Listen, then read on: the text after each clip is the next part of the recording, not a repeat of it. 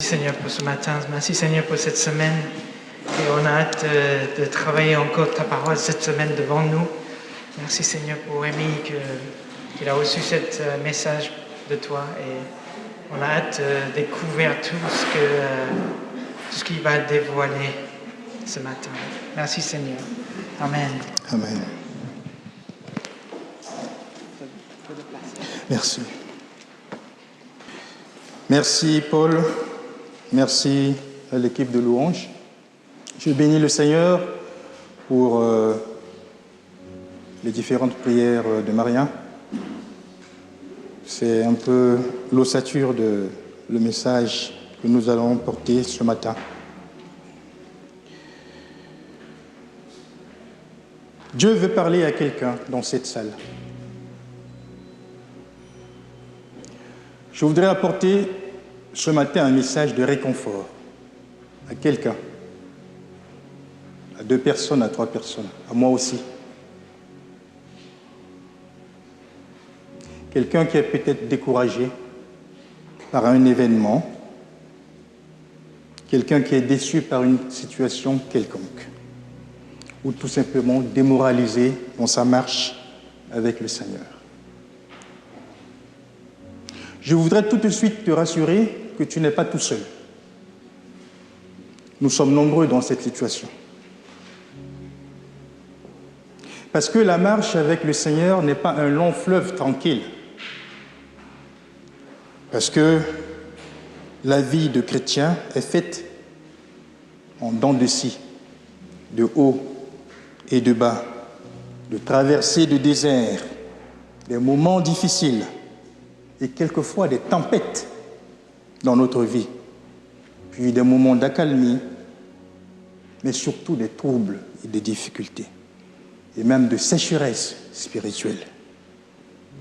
Des moments où l'on se sent seul, isolé, oublié, et où on a l'impression que Dieu même nous a oubliés. J'ai connu ça, peut-être que quelqu'un a connu ça aussi. L'exhortation de ce matin est un message de réconfort que le prophète Isaïe a adressé en son temps aux enfants d'Israël. Nous lisons dans Isaïe chapitre 40, le verset 31. Isaïe chapitre 40, verset 31. Dans la version, je pense qu'il y a une Bible catholique, c'est marqué Isaïe avec un I. Les Bibles protestantes, c'est Esaïe, justement pour faire la différence avec un autre Isaïe, qui est le papa du roi David. Lui s'appelle Isaïe. Esaïe, chapitre 40, verset 31. « Mais ceux qui se confient en l'Éternel renouvellent leur force. Ils prennent leur vol comme les aigles. Ils courent et ne se lassent point. Ils marchent et ne se fatigue point. »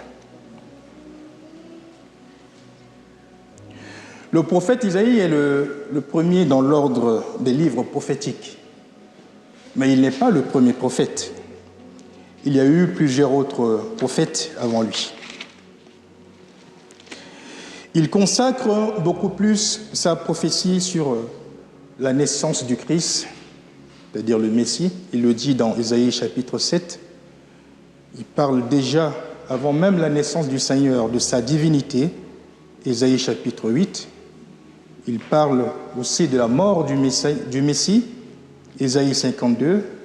Il parle déjà du futur règne millénaire, dans Isaïe chapitre 2.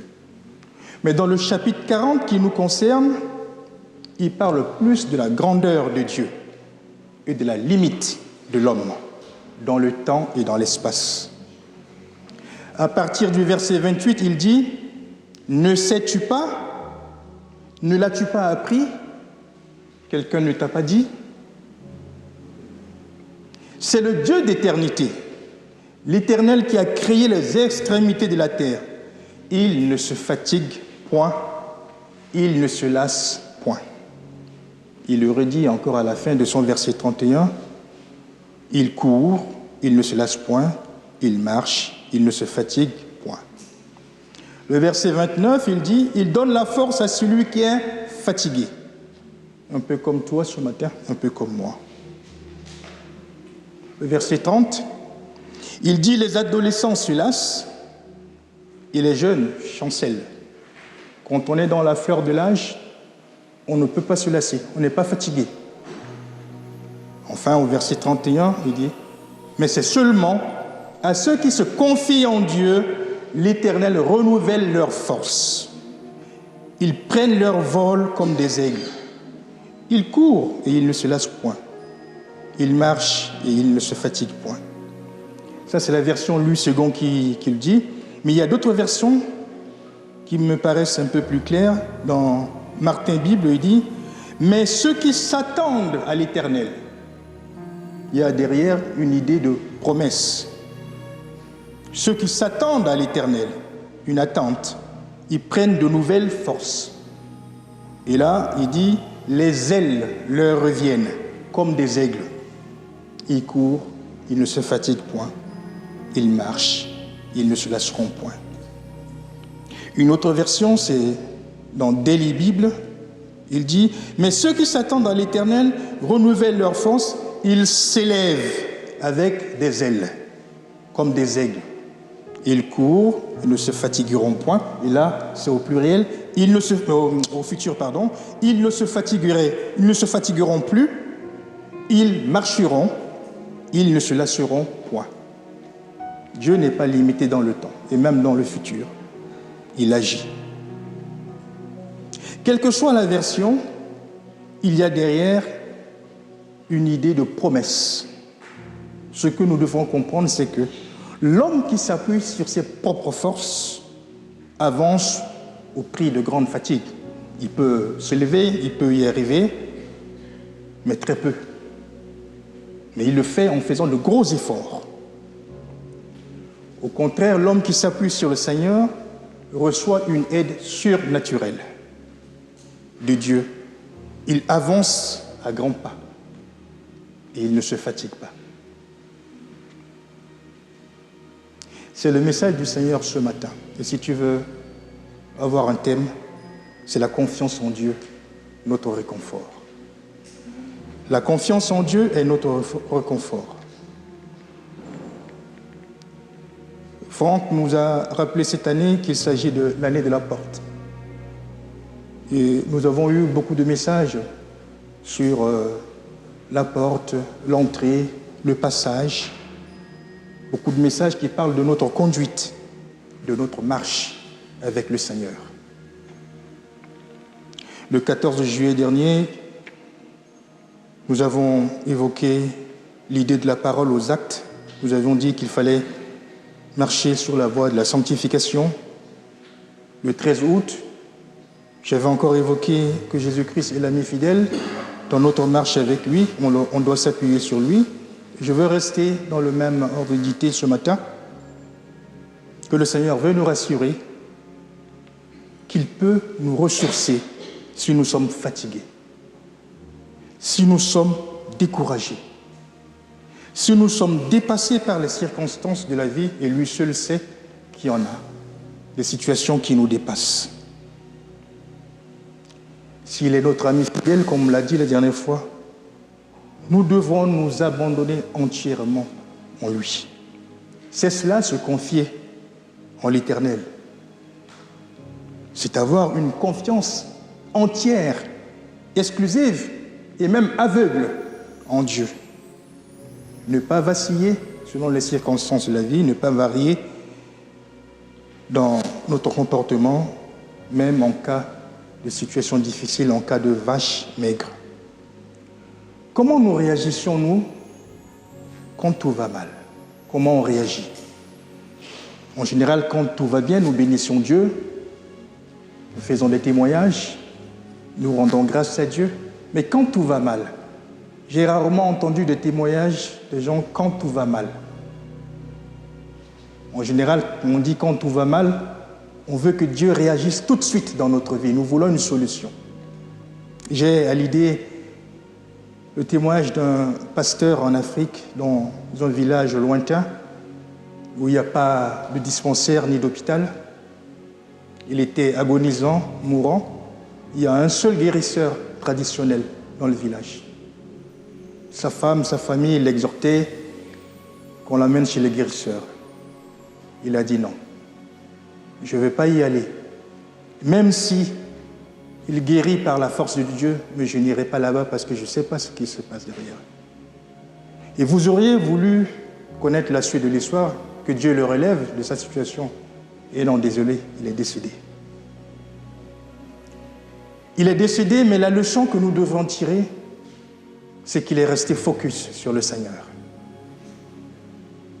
Il s'est confié entièrement à Dieu, quel que soit le prix qu'il pouvait encourir, quel que soit le risque qu'il allait encourir. Il a dit, j'y vais pas. Ne me faites pas soigner dans cette situation.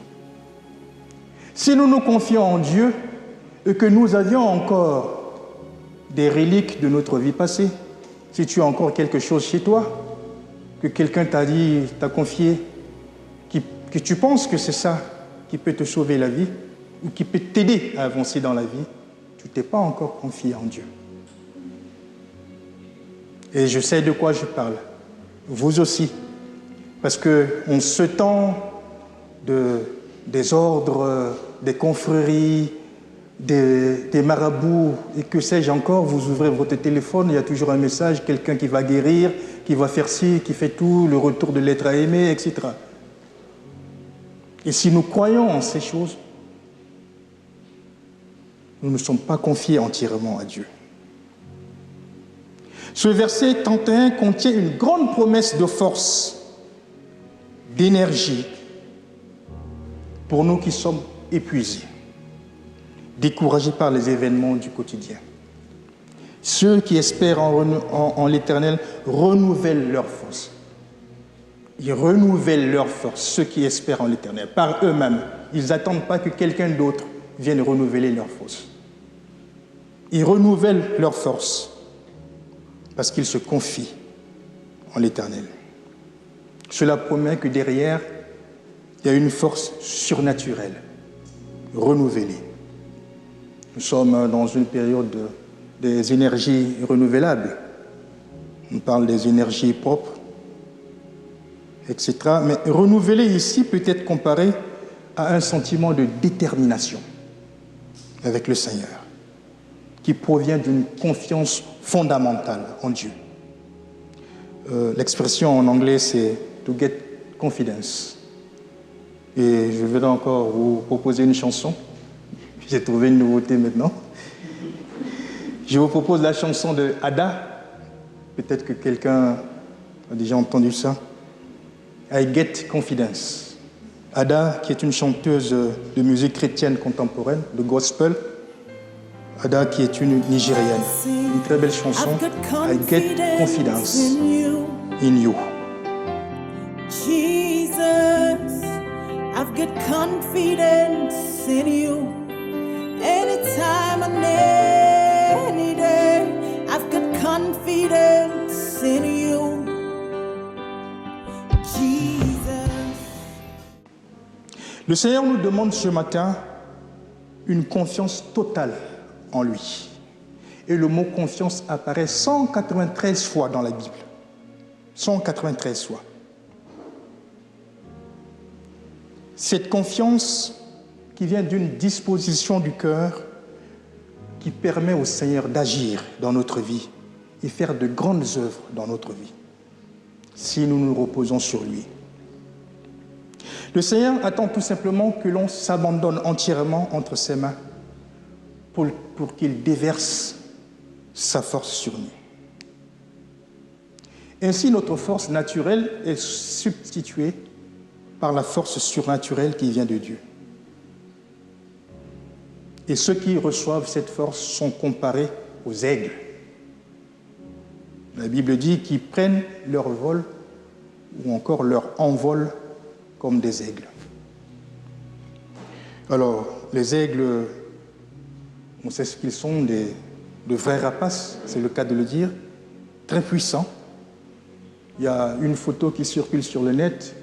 Vous voyez un aigle emporter avec lui une grosse panthère. L'aigle peut prendre quelque chose jusqu'à 10 fois son poids. Il a une grande qualité de chasseur. Il a une très grande agilité. Et les scientifiques disent qu'il a une vue très perçante, une vision extrêmement puissante qui peut aller jusqu'à 8 fois plus puissant que celui de l'homme. L'aigle peut descendre et aller chercher un poisson dans l'eau et ressortir et partir avec. Des fois, on se demande comment il a vu, alors qu'il est si loin, alors qu'il vole très loin dans l'espace. Mais ce que nous devons comprendre, c'est que l'aigle ne dépense pas son énergie. L'aigle vole dans les courants, dans le vent. Il choisit l'endroit où le vent qui lui est propice, favorable. Et il étend ses ailes dans le courant d'air. Et ce verset nous rappelle que si nous sommes confiants en l'Éternel, nous sommes appelés à étendre nos ailes comme les aigles, quelles que soient les difficultés. Nous pouvons nous élever avec le poids de nos difficultés, même sans demander à Dieu de résoudre notre problème, de nous donner la solution. Mais nous pouvons lui demander de nous aider à vivre dans la situation, avec nos problèmes avec nous. Nous nous étendons au-dessus des problèmes, avec les problèmes comme des aigles. Lorsque nous faisons confiance en Dieu de tout notre cœur, nous sommes capables de nous élever au-dessus de ces problèmes et nous laisser porter par les ailes de Dieu, par les ailes de la foi. Nous avons un cantique qui s'appelle « Sur les ailes de la foi ». Je ne sais pas si vous vous en souvenez, le Saf. Quand les enfants d'Israël, et comme eux, nous devenons faibles, fatigués de tous nos problèmes. Et lorsque nous commençons à douter, parce que cela existe, parce que le doute est permis, nous doutons beaucoup quelquefois, nous pouvons trouver un réconfort immense quand nous mettons toute notre confiance en notre Père Tout-Puissant. Alors nous devenons comme des aigles qui ne se fatiguent jamais. Et d'ailleurs, Psaume 103 nous dit que c'est lui qui te fait rajeunir comme l'aigle. L'aigle peut conserver sa force jusqu'à un âge avancé, contrairement aux autres oiseaux. Et comme l'aigle, nous avons une source d'énergie divine disponible pour nous ressourcer. Si nous revenons vers Dieu avec foi, et j'ai essayé de trouver des mots, mais je pense que ces mots sont encore faibles, je suis allé un peu plus loin. Si nous revenons vers lui avec foi, avec courage, avec détermination, avec conviction, avec l'enthousiasme, avec un optimisme, avec une endurance, avec une constance, et que sais-je encore, Dieu va revenir vers nous. Et il y a dans ce verset 31 une idée de fatigue, de ne pas être fatigué. Parce que nous avons besoin d'une poussée d'adrénaline dans notre marche avec le Seigneur. Parce que notre quotidien est un véritable terrain d'essai de notre foi. Si nous résistons à la tentation, aux difficultés de la vie, nous avons besoin d'un ballon d'oxygène quand on court, quand on marche. Nous avons tous des défis à relever. Je ne connais pas le tien, mais j'en ai un. Tu en as un certainement. Mais nous devons accorder une place d'honneur à notre Dieu. On doit lui accorder la primauté de notre vie. Parce que la force et l'assurance se trouvent dans la confiance en Dieu. Quand on court et quand on marche. Et nous sommes souvent tentés, je dirais même toujours tentés par le désir de tout changer par notre propre force, par notre énergie. Mais parfois, il faut savoir raison garder. Après avoir fait notre part, laissons Dieu faire sa part. Parce que certaines choses ne sont pas de notre ressort. Elles appartiennent à Dieu. Alors, si nous voulons prendre de l'envol, demandons tout simplement à Dieu de nous donner l'énergie nécessaire, comme l'aigle. Et nous pouvons nous contenter de déployer nos ailes dans ces courants d'air. Le message ce matin est clair, c'est se confier en Dieu. Et cela nous permet de recevoir de lui la sagesse pour la direction de notre vie. Avec Jésus comme guide, nous marcherons avec confiance et nous courons en toute sécurité. Ainsi, marcher et courir ne sont pas une occasion de fatigue. Bien au contraire, notre force est décuplée quand Dieu lui-même est avec nous. Et je vais conclure. Si nous trébuchons, c'est lui-même qui peut nous relever. Proverbe chapitre 4, verset 12 nous dit « Si tu marches, ton pas ne sera point gêné, et si tu cours, tu ne chancelleras point, si tu te confies en Dieu. » Proverbe chapitre 3, versets 5 à 6. « Confie-toi en l'Éternel de tout cœur, et ne t'appuie pas sur ta sagesse. Reconnais-le dans toutes tes voies, et il aplanira tes sentiers. » Ne soyons pas sages à notre propre yeux, comme dirait la Bible. Laissez nos moi-je gère de côté. Et le seul Dieu qui est suffisamment grand et suffisamment puissant va se soucier de nous. Et lui seul peut nous ressourcer réellement. Que Dieu bénisse sa parole.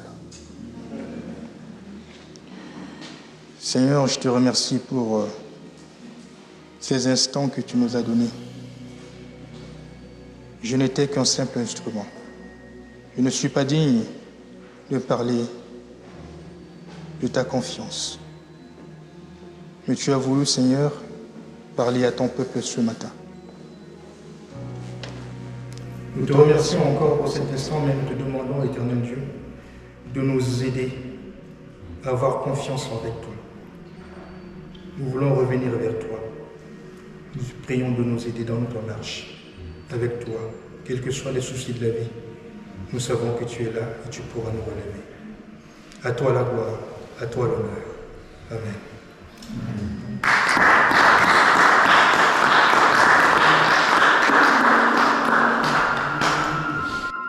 Merci Rémi.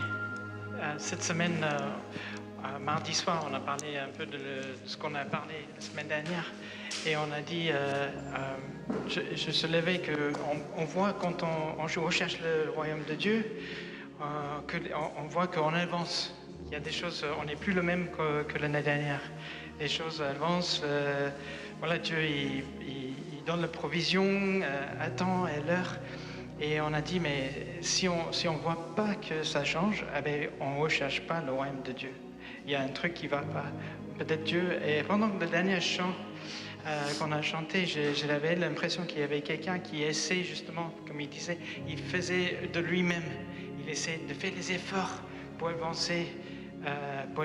Non, il faut que je fasse les efforts au lieu de prendre le courant comme un aile, comme les aigles. Il essaie de faire ses propres forces. Et au lieu de chercher, je me suis dit, il y a quelqu'un peut-être ici qui est fatigué. Et c'était pas le dernier chant. Il y a quelqu'un qui est fatigué, qui est là, qui peut-être ne voit pas que les choses changent et ils sont fatigués, ils ont besoin voilà, ils ont besoin d'aide. Et voilà, le message était pour vous ce matin, à se reposer sur Dieu. Et si c'est vous, ne partez pas sans qu'on prie pour vous. Hein? Merci Seigneur.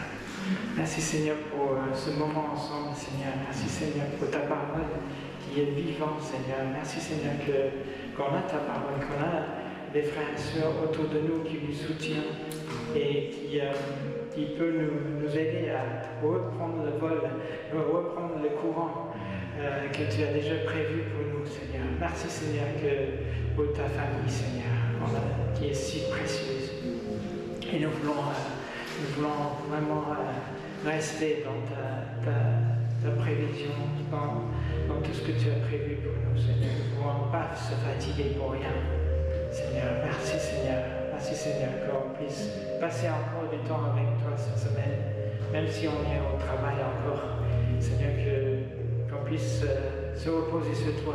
Quand on est en face d'une mission au boulot, on peut se reposer sur toi. Quand on a un blocage dans nos finances, on peut se reposer sur toi.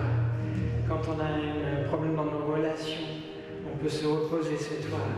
Seigneur, dans ta parole, ta parole est solide et sûre. Seigneur, nous voulons prendre la force, même si tu nous as donné toutes les capacités, comme l'aigle qui est 10 fois plus puissant, qui peut supporter de puissance, de poids 10 fois plus que son corps. Eh bien, non, il quand même avec toutes ses puissances, il se cale sur le courant d'air. Et Seigneur, même si on pense qu'on peut le faire nous-mêmes, quand on se repose sur toi, Seigneur, ça je sais faire, et je veux reposer sur toi aussi pour ne pas se fatiguer.